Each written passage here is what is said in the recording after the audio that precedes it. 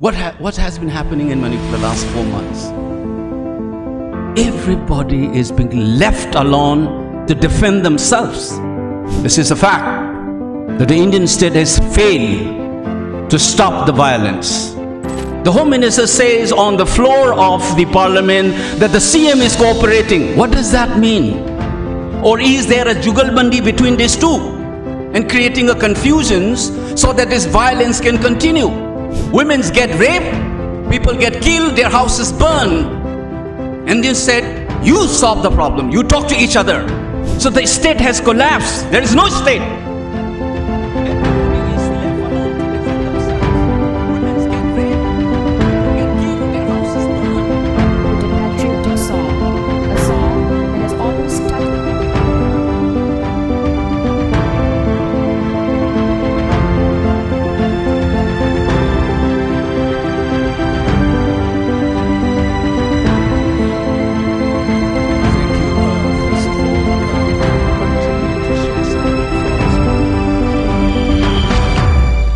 Primarily here to share my concerns on what has befallen on my home state. I have been out of my home state for more than 40 years now, almost 4 decades, and I still call that home. And I don't intend to stay back in Delhi after I retire. I want to go home, stay and spend the rest of my life in that beautiful place that we call home.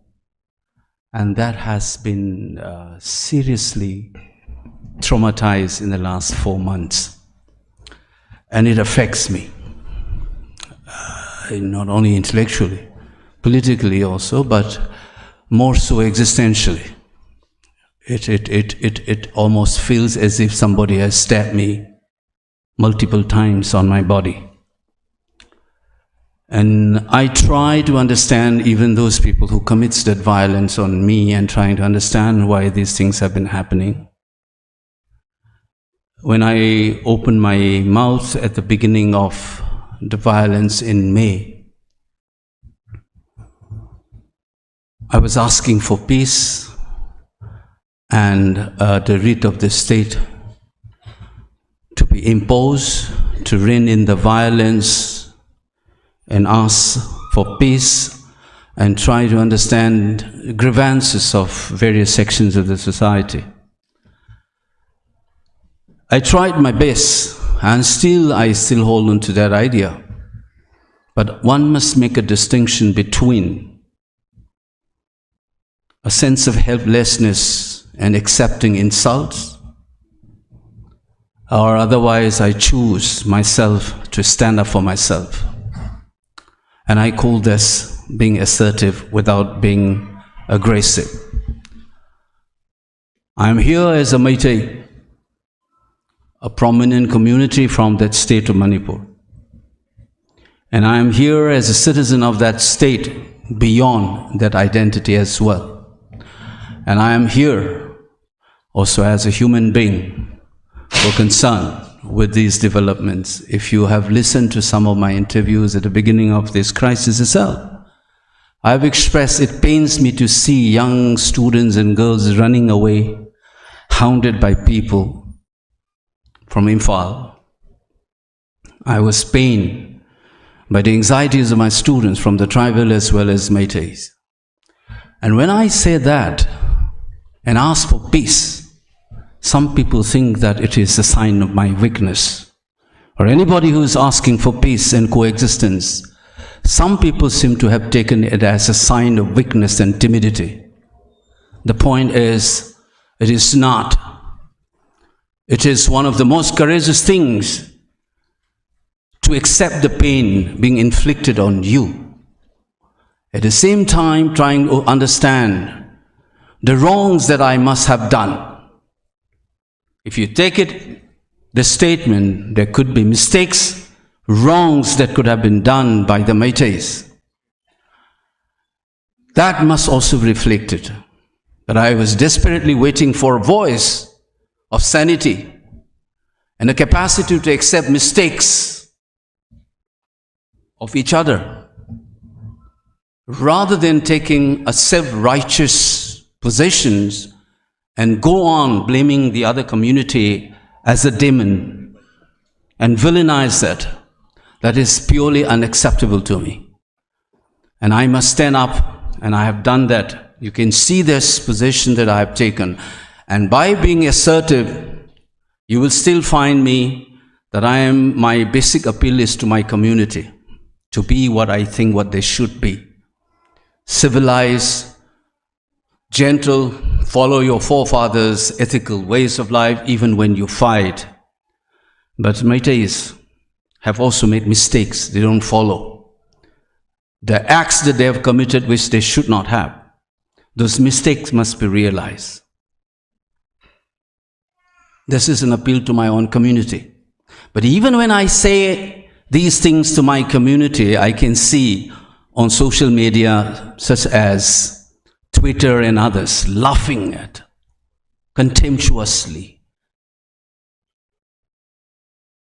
and trying to counter. When I asked the Indian Army to ensure that its sanctity as an organization and integrity of its men must be protected and preserved, even then people laugh at it.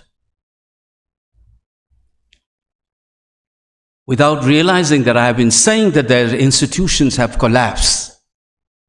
Manipur Police as an institution has collapsed. Bureaucracy has collapsed. There are institutions which I expect to stand not affected by these things, not being a part or a party to this conflict. And that's what I was appealing, that the Indian Army must ensure that its sanctity and integrity of its men must be protected. Because institutions like this are very crucial. When the rest of the institutional mechanism collapse, these institutions are important for us. That's the appeal. And people laugh at it. And they talk about, oh, Manipur Police, you should be talking about it. Those are nothing but bullshitting. When I was saying about the Indian Army must sustain itself with sanctity and institutions, I was emphasizing the fact that there are the institutions that can be collapsed, but there are certain institutions which are paramount for this country to stay as a lawful existence. That was the appeal. And I must say this here again.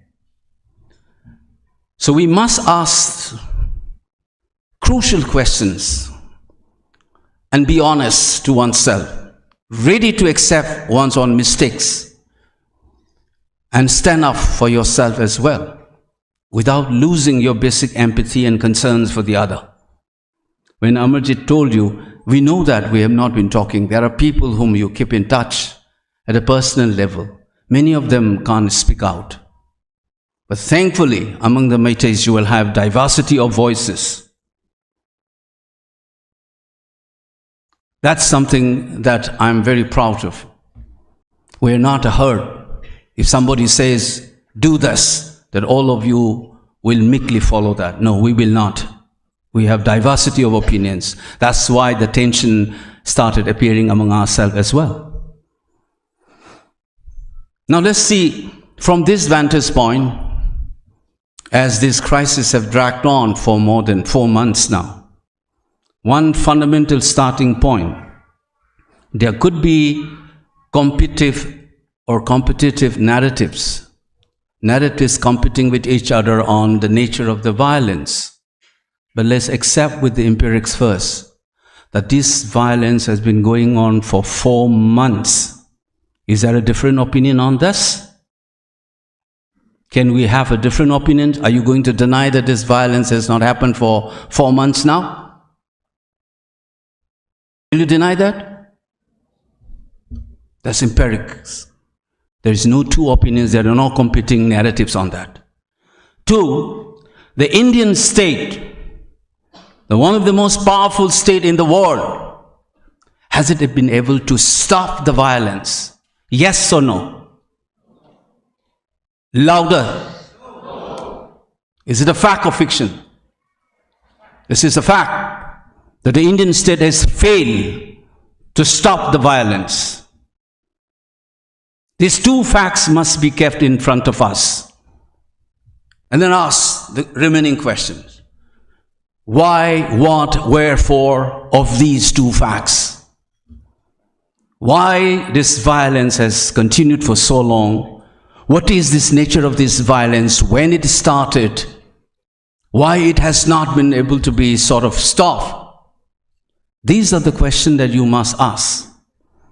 Then I must also share you the second set of empirical facts.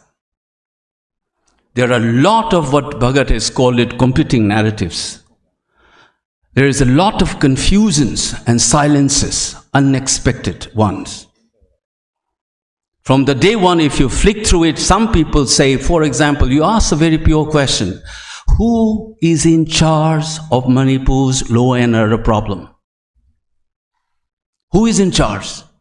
Is it CM Biren who is in charge of the state of Manipur? Is it the government of Manipur? Or is it the government of India? Who is in charge of Manipur? Do we have a clear-cut answer on this? Why is that? In a federal structure like this, why we are not able to say that N Biren Singh and the government of Manipur is in charge of the law and order situation in Manipur? Because right from the day one, a confusion has been created. You said Article 355 has been imposed. And some later on then people say it is not. When the top journalist in this country is giving lectures on media saying that 355 has been imposed, and after some time you realize that it is not, then you also ask, was the DGP removed by the government of Manipur, or is it on the advice and instruction of the New Delhi? Do you have a clear picture on this? Who's sending these armed forces? Is it the requisition from the state government requesting the union government to send the army or the defense forces or security forces, or is it the government of India who are sending these forces without those advice? Have we asked this question ever? We don't. We don't know. The Home Minister says on the floor of the Parliament that the CM is cooperating. What does that mean? Jo kahega, wo karega. Wahi cooperation hota hai kya nahi? So who's calling the shot? Is it our own representative who swear by Indian Constitution as MLAs and ministers? Are they in charge of it? Or is it New Delhi in charge of it? Or is there a jugalbandi between these two and creating a confusion so that this violence can continue? Do we ask these questions? No, you are very good at blaming Biren, Manipur government, you are interested, Meitei government, Biren, and you become a target without even clarifying these issues, whether he is actually in charge of the state of Manipur or not. On the other hand, are you able to blame the government of India? No, because there is a facade of a government there, so they will say that this is the state government. We are caught, not only in violence, but in these confusions. Saying something, doing something else, and we keep on waiting. And then you say, solve the problem yourself. Is it my duty to solve this violence as a citizen? If my life is threatened, whose responsibility is to protect my life? You tell me. You're all university students and faculty members. Under Article 12, if you remember that Indian Constitution's chapters on fundamental rights, it was defined vis-a-vis the state. That is why it starts with Article 12, which defines what is state. It is the legislative assemblies and the parliament and the state government as well as the union government and executive. These are what is defined as the state.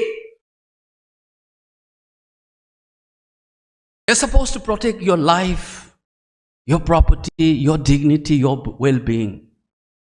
That is state's responsibility. That is why the state exists. In your theory, you must have learned on social contract theory. State of nature, everybody fighting against each other, and then through contract, you have the state. That's the state's responsibility. When a criminal has attacked you, it is the law enforcing agencies who are supposed to help you out and get justice. What has been happening in Manipur for the last 4 months? Everybody is being left alone to defend themselves. There is no state. It is the villagers. You can see any damn newspapers and media houses in this country flagging these facts, that there are village guards defending their villages. Is this state forces? Are these state agencies or civilians or the non-state actors? So the state has collapsed. There is no state. Everybody is left alone to defend themselves. Women get raped, people get killed, their houses burn. And then said, you solve the problem, you talk to each other. Is this the way the state behaves? What are we talking about?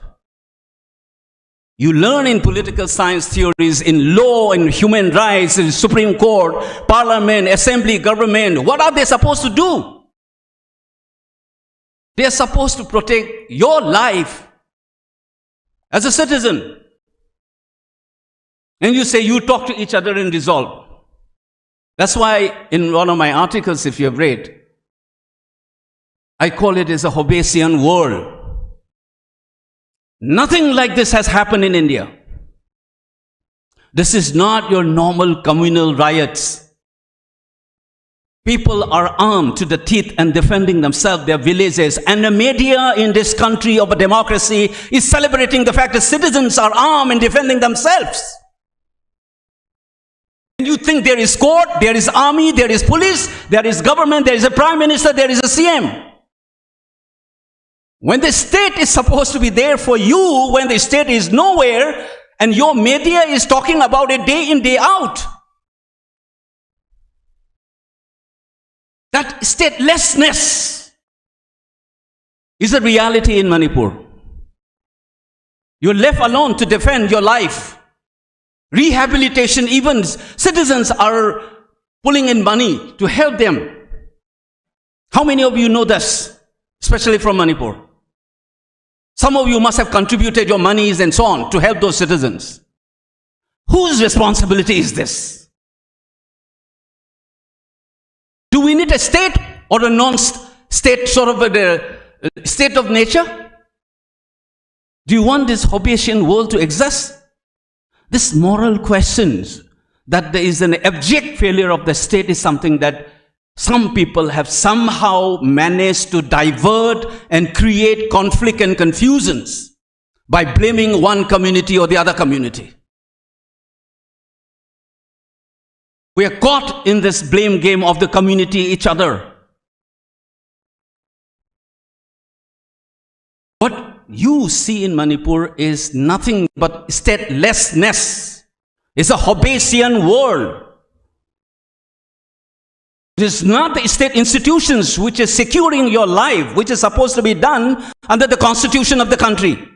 It is the citizens themselves trying to secure their life by arming themselves.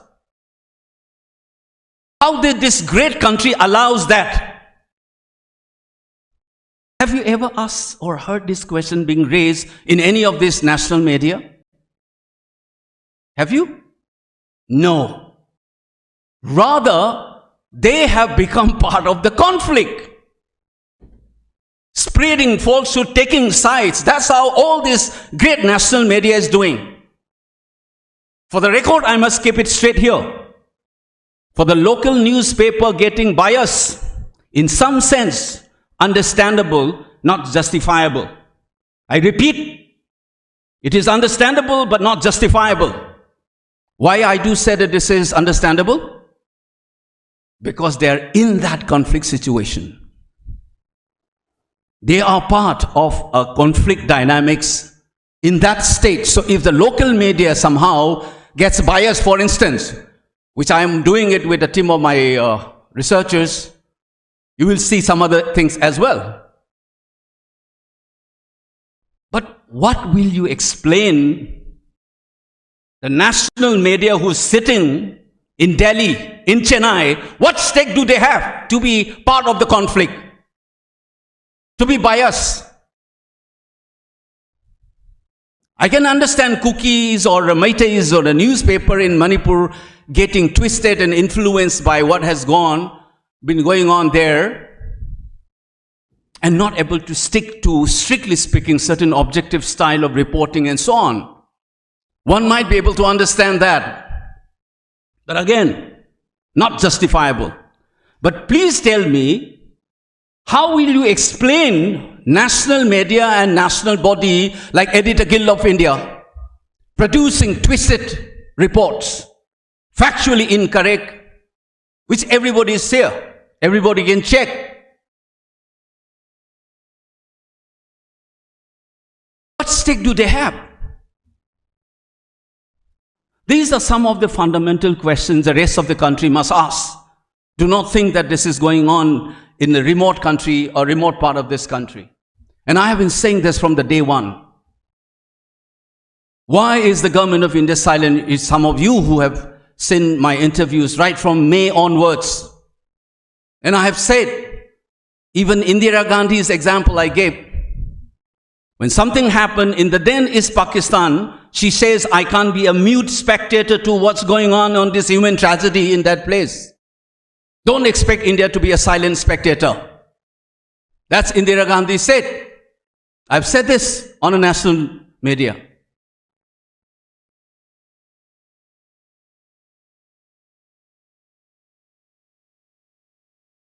Why is that the national government is not able to do anything on this?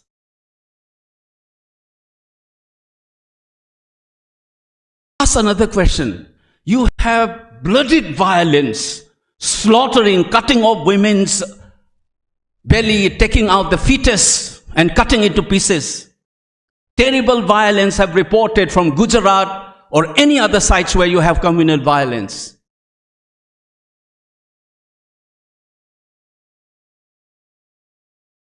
Communal violence is a cancerous element in this country right from the day one. It was born out of communal violence called partition. The legacy still continues.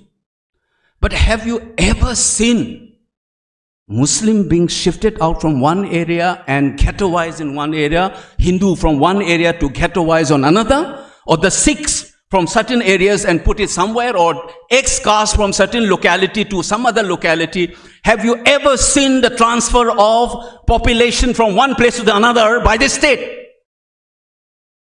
Have you ever seen this?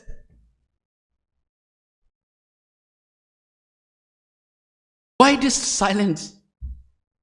Have you ever seen in this country? Then why is that you're doing that in Manipur? What is your game plan? Is that state different?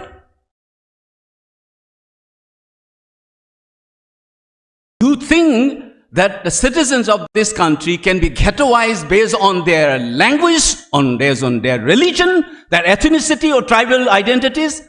There could be ghettoized enclave of this population? This is the other side of the same question. Why is that the Indian state is not able to stop this violence? Besides the silences.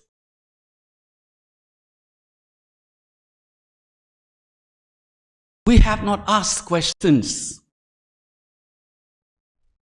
It's not a joke.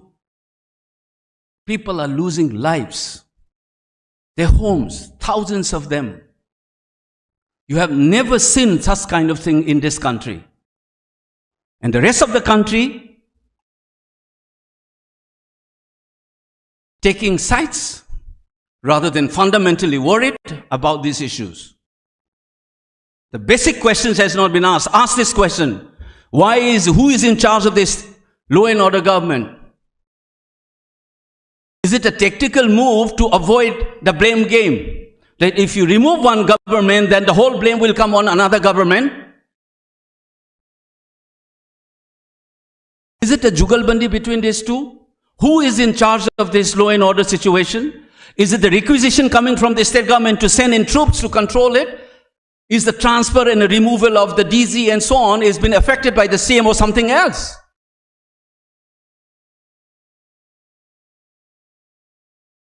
What is this federal structure in this country? What is state supposed to do? These are fundamental questions that we must ask. You think that this transfer of population has happened in this country? You said, no, you haven't seen it. I haven't seen it. The only thing that I'm aware is the creation of Pakistan and India, where this thing had happened.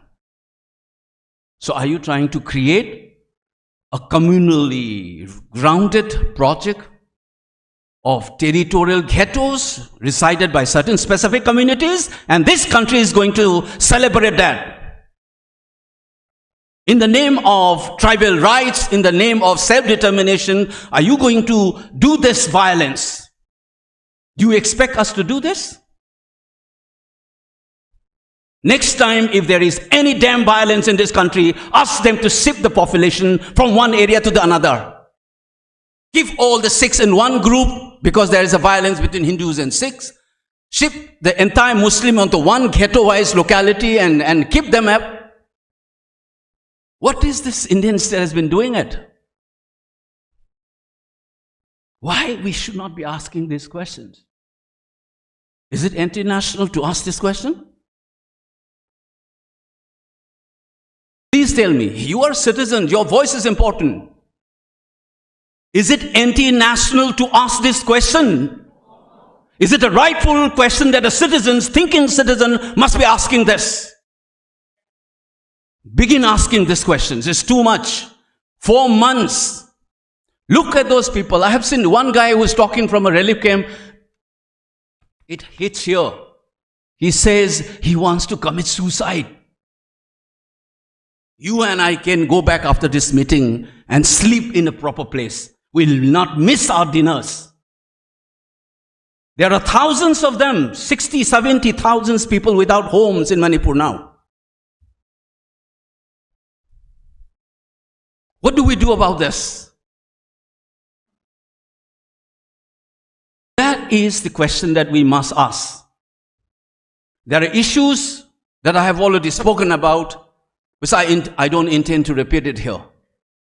There are a lot of misgivings about your valleys and hills and minority and majority. Think about this. What is the population of Meitei? They said on news portals and so on. You must be hearing this quite often. What is the population percentage of Meiteis in Manipur? Please tell me. Some people say 53. You must have heard famous journalists repeating this. 53% Meiteis, 53% Meiteis. That's the 2011 census based on the language spoken. It includes non-Meiteis who speaks Meitei Lon as their mother tongue, such as Pangals.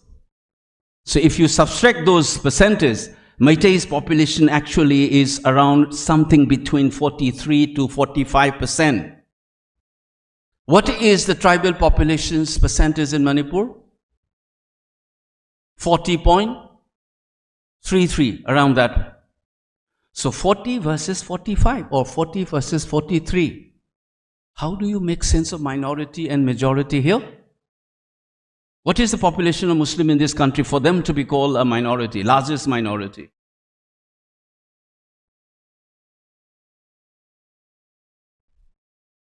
(14, 15%) versus 80%. That makes sense to call something as minority.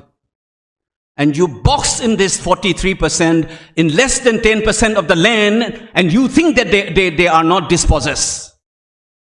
You think they are majority. And you think there are 40 seats Is it Meitei seat or it is unreserved general seat? What did Indian Constitution say?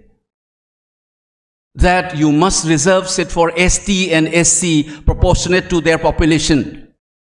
So in this country, in Parliament, for example, you have around about 8.6% of the seat is reserved in Lok Sabha, because that is roughly the proportion of ST in this country.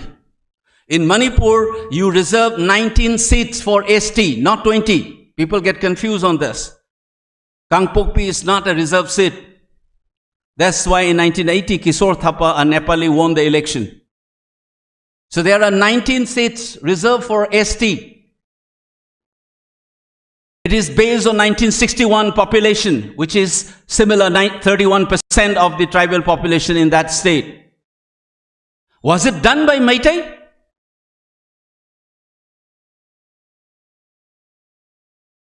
Is it designed by Meitei? It is a constitutional scheme. So there are experts in this country fed by some of these communal sectarian forces. And they said it's Meitei, as if this is done by Meiteis.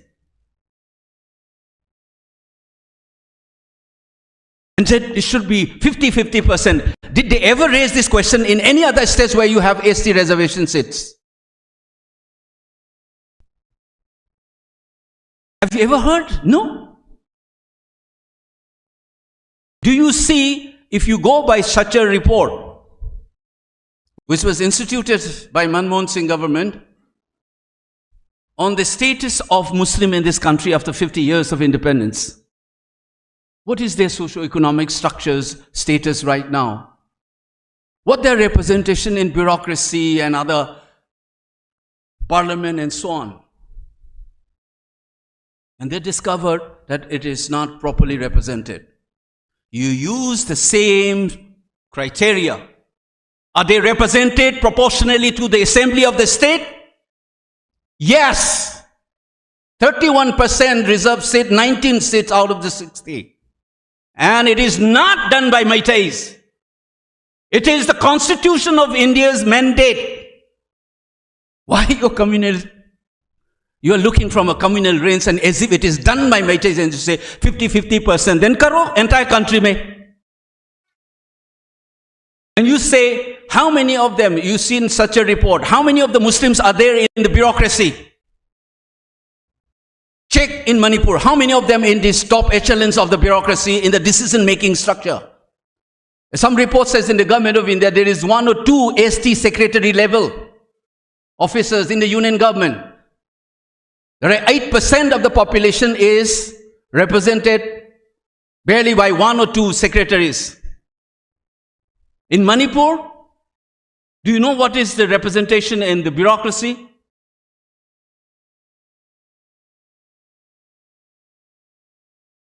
Please check it. You will see and do a comparison between Mizoram and Nagaland. And see, in Nagaland you have something called the Eastern Nagalands. They are also demanding because of their not represented and so on. How many of the Nagas from the Eastern Nagaland is represented in bureaucracy and decision-making process of the state and their cabinet minister in union government? And do a comparative study with Manipur.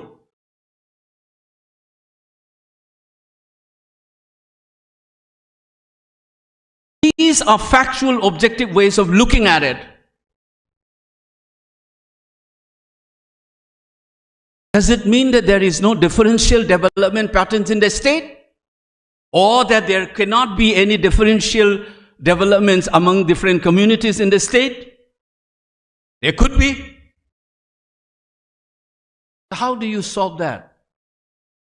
Do an objective assessment, form a committee like Sachar committee, and then investigate which of the community has how many graduates, what is their mortality rate, what is their infant mortality, maternal mortality rate, literacy rate, their presence in the bureaucracy and academia. Find it out first without communalizing this entire debate. Then we will try to make a corrective step. If you are genuinely concerned about solving real issues, then you don't need violence. You don't need falsehood to be propagated. That is the thing that we should be asking. For too long, we have allowed this. And the fall squarely lies with our political leadership. If you have grievances among your people, you should have addressed that long time back. Sharing the spoil of the state's economy, contract and percentage cuts, propping up your men and transfer and this and that. You're obsessed with that wall. So who's getting benefit out of this conflict? You want to prop up some of your politician as a savior of X community, some politician as the champion of Y community. And all along, these guys have been sitting together. Look at their wealth. These ordinary people are suffering. Do you think that these people who have been slaughtered and who have been thrown out of their homes are any of those elites in the society?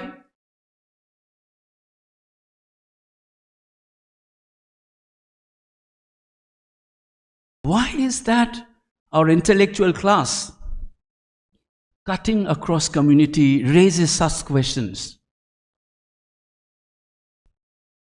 If there is a landslide, will you form a committee to investigate whether it is done by the Meiteis?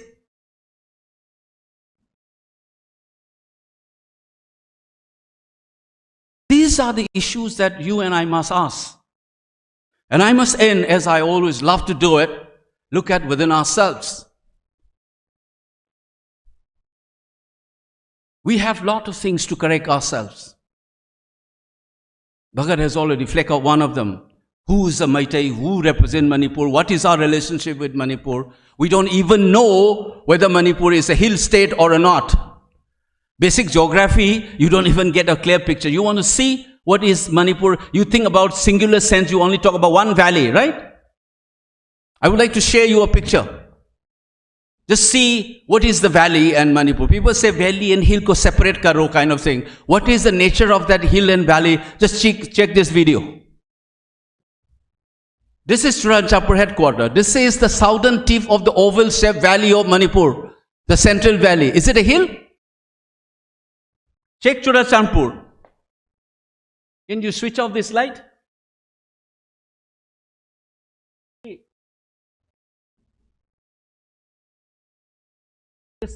Can you pull up?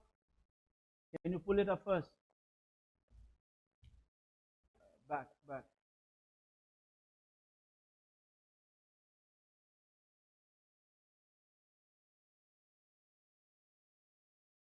You know, this is Kangla, in the heart of Imphal. And above sea level, this is 811 meters above sea level. No, that's okay. I can speak like that. Huh? Can you see this? 811 meters. Churachandpur Hill, the town. Just see. This is Kangla. This is the central valley of Manipur. And this is Loktak. You go straight. This is Churachandpur. Is it hill? What is the height? Less than? Around 100 meters difference. You see that this is not the only valley. This is valley. It's the southern tip of the oval-shaped valley of Manipur. So you have an idea of hill and the valley. What is this hill and valley? Think about this. Check it. This is the northern tip, Kangpokpi. What is his height? This is all from Google's and in official data. The average and some sites we have taken. This is Kaupum Valley. What is his height? The difference is 10 meters. Is it hill? It is part of Noned district as a hill. Take it. This is Sajik Tampak in Chandigarh. What is the height? Which is taller, higher? Is it Kangla or this one? Kangla is 1 meter higher. And this is hill.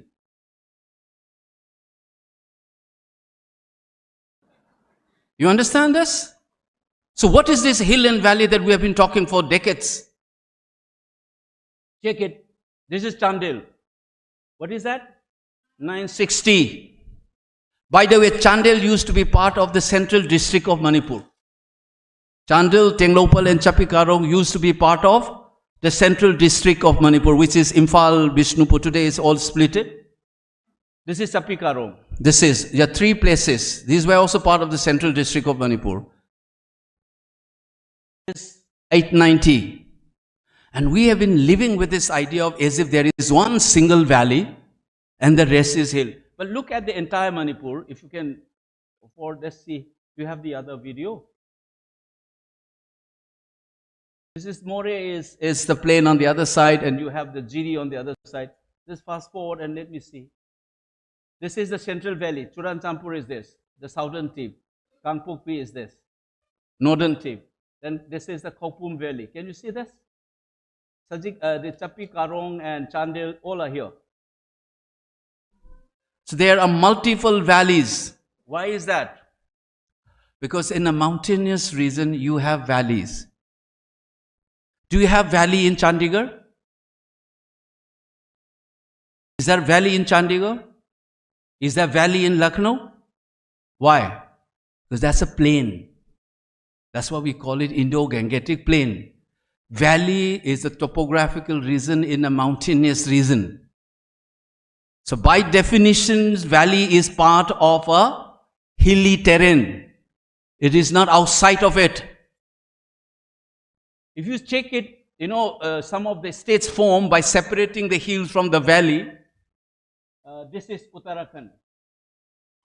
This used to be part of UP. This is the Shivalik region. So from the plains of the things has been separated. But look at the difference. 1,700 meters. This is the, wait, hold on. Lowest, in Himalayan, this Shivalik region is the, the lowest region. This is 1,700 meter. And if you see Allahabad and Lucknow, these are around 100 meters. So different is 1,000 plus. It is 17 times higher. And then, where is that other one? What is this? This is Nagaland. This is the mountainous terrain. It's continuing same Manipur. This is Dimapur plain area. And you see that this side is higher and this is lower. So therefore in Nagaland, all the river flows from this side, like this.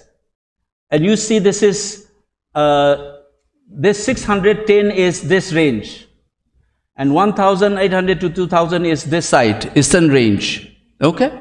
So you see that when Assam Valley, this is the valley area, when this was carved out, there is a geographical distinctive features which have been removed. You see that it is part of what we call it Eastern Himalayas.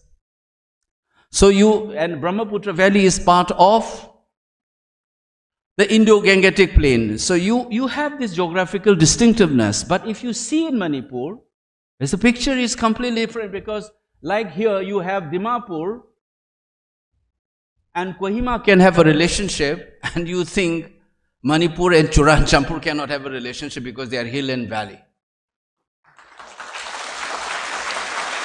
You see, that's a kind of a false narrative has been going on. And mind you, the majority people who stay here speaks a language which belongs to Indo-Aryan language.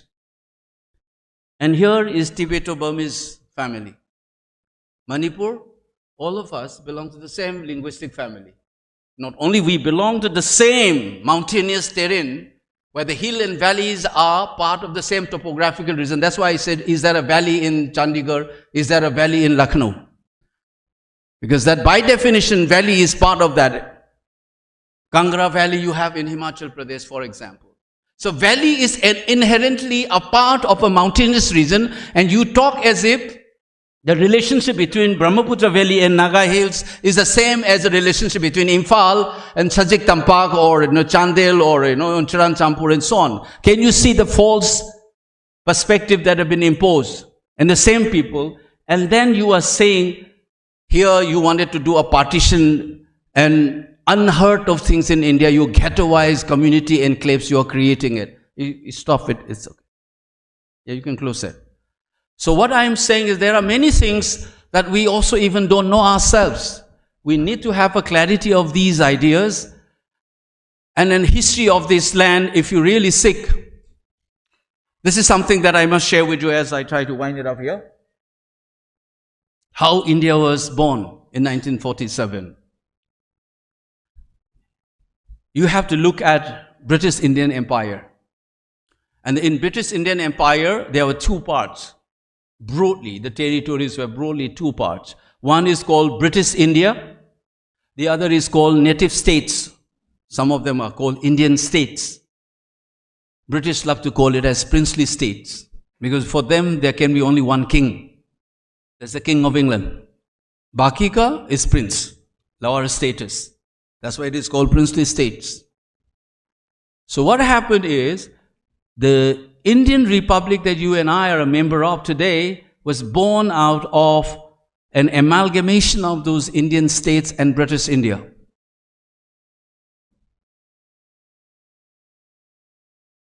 There were 600 roughly around states. And one of those states is the state of Manipur.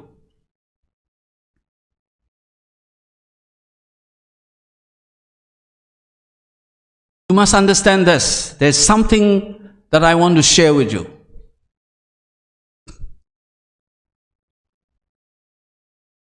These states join together to form this country. They are not created by this state. Manipur was not created by the Indian state.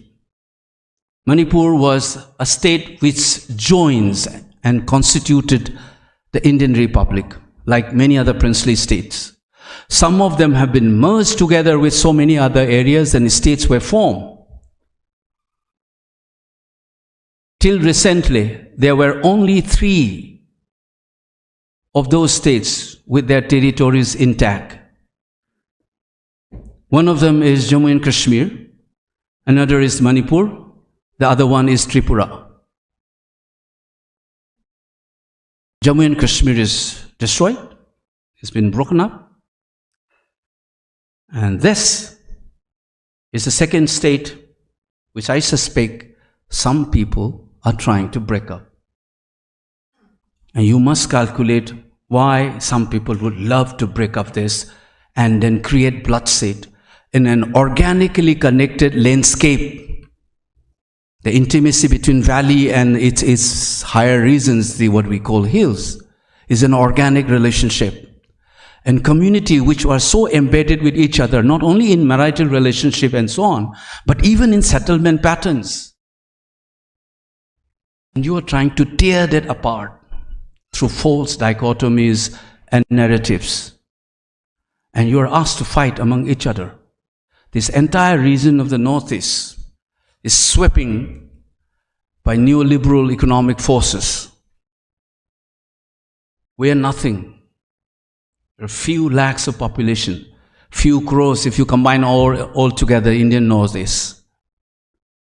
Much more larger corporate capitals, geostrategic calculations. We are nothing but pawns. Your blood, your cries, your pains seems to be less important to the larger goal. If it is not, I dare those people who have power, show us. Stop this violence. If you have the power, if you have the concern for these people, stop the violence. Don't play dirty games. For your larger game, making people fight, giving false ideas, hopes and aspiration. You know that some people were promised that your demand will be satisfied, help us in election. Have you come across that? Some cookie organization said, we have a tie-up with BJP from rebel groups. Is this an effort to implement those promises?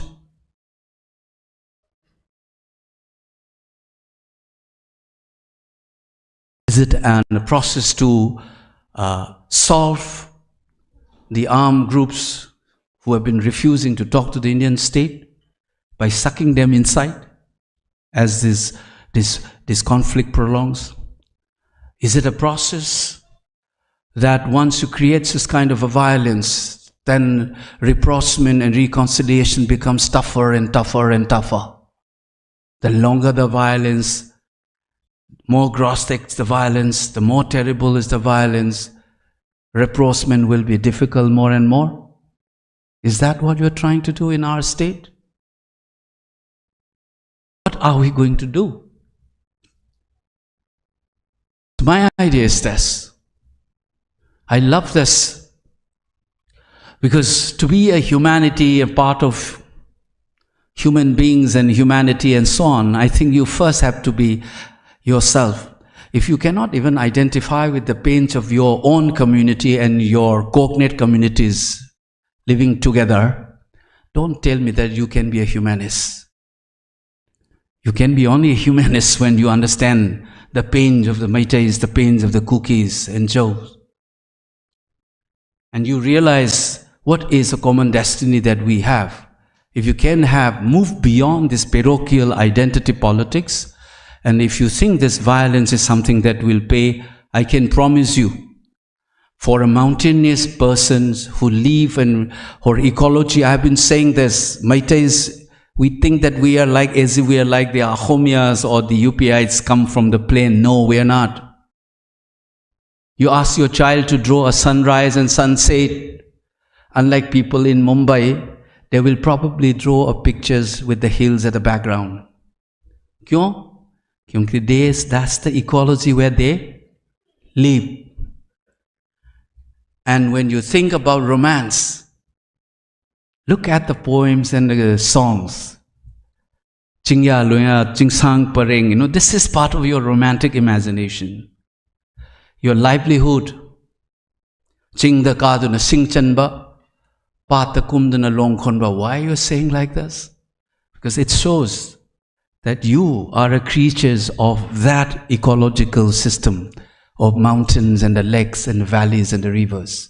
You're not from the plains. And then, there's an interesting thing which was told to me recently by a junior of mine who settled down in US. He said, Tamo, we always love to put echo in our songs. So he said, Tamo, you are right. Because one of these American friends told me something that is eye-opening. He said, he just asked him when he said, I love echo in my songs. This American asked him, are you originally from a mountainous region? Only then he understood why we prefer echo. It's because we come from a mountainous terrain where you can hear these echo sounds.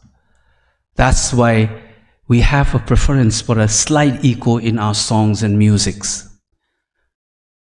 Why I'm saying this, many of the Meiteis have lived with a contradiction without realizing that they are a hilly creature. You are born of that mountainous ecology. So asking you to be separated from that ecological system and boxed into a false category is asking you to die.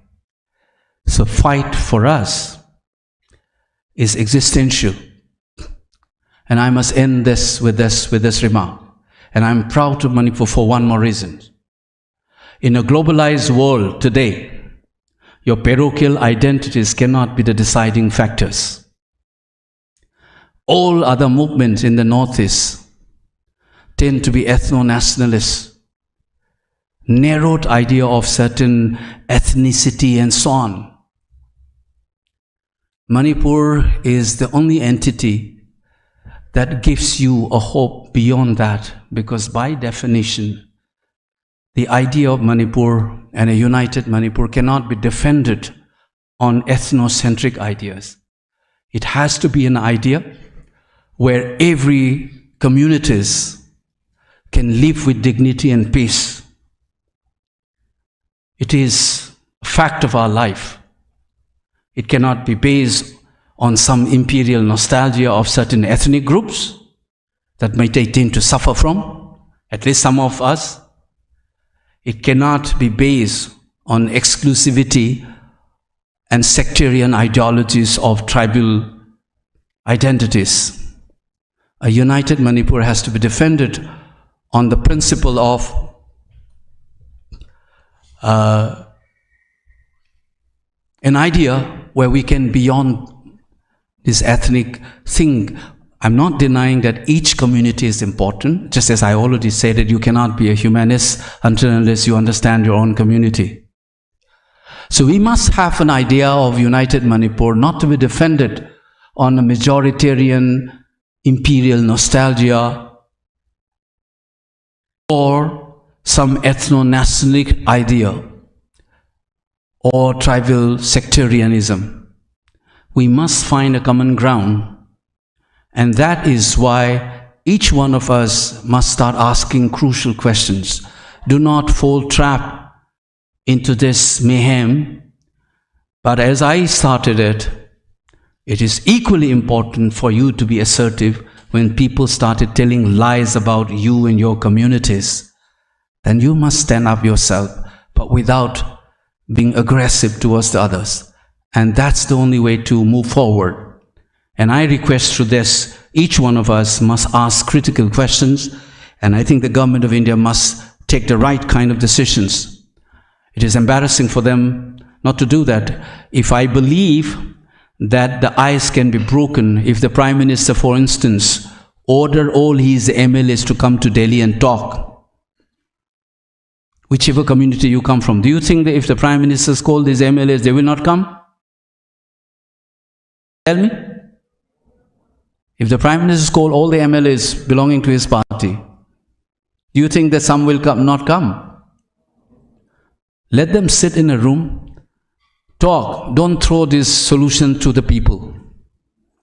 The government must take the initiative, and please do this. Otherwise, this mayhem will linger on for a long time. Don't threaten that, you will lose lives and a lot of Meitei women will be killed. I think, I must say that, I had to say something that I hold it very firmly. Manipur is not Kashmir. Lot of people will die if you try to make a muscle flexing approach. And those people will be Meitei, and majority of them will be our women. And if that bloodshed happen, the consequence of that one for the days to come will neither be good for India nor for that part of the countries. Remember, there are Meiteis outside the state of Manipur. So please do not take people for granted. We as a citizen must ask critical questions. The state must come in, impose its writ, do justice to people who have grievances. At the same time, I also appeal to people of my tribe who are called academics not to indulge in propagandist hate speeches. Check, don't tell lies. Whatever I say, it's not that it's gospel truth. There could be mistakes. But I believe that so far what I've been saying is two things. That to understand the collective good for all of us, state must take responsibility squarely, and we must remember that we can't keep fighting, and enough of bloodshed has already happened. It's time, I want to see from the other camp as well, intellectuals speaking up for peace and dialogue, rather than accusings and hoping that certain kind of sectarian project will be fulfilled by indulging in violence.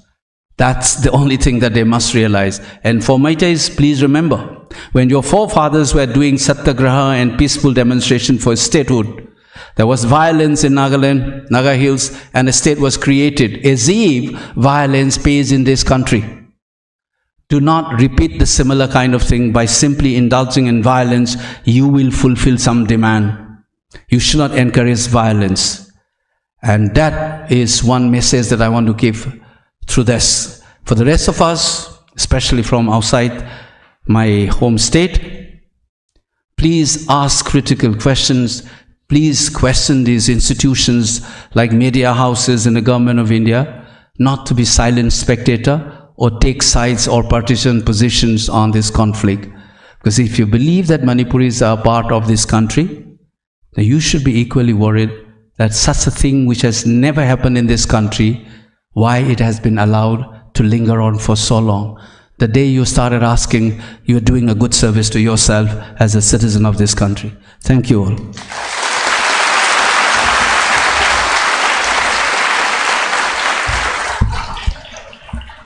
Don't forget to like, share and subscribe to EastMojo. For any queries, put them down in the comments section below and press on the bell icon for notifications.